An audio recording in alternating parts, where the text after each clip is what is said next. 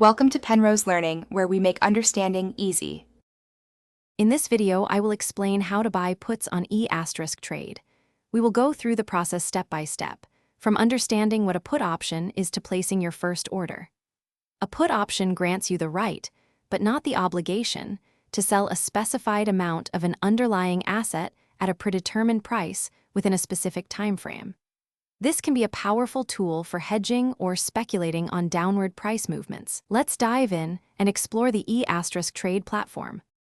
Let's clarify what a put option truly represents.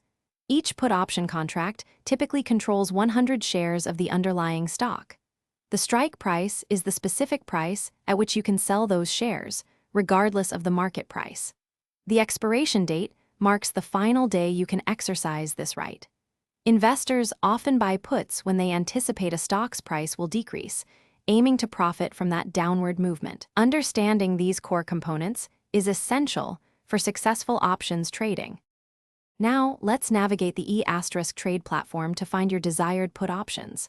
After logging in, locate the Trade tab and select Options. You'll then enter the ticker symbol for the stock you're interested in. The options chain will display various expiration dates and strike prices. Carefully select an expiration date and a strike price that fit your market outlook and risk tolerance.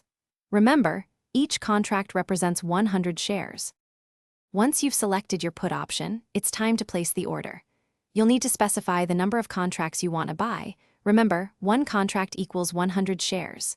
Choose an order type, with a limit order being common for better price control. Always review all the order details, including the premium and total cost, before clicking Place Order.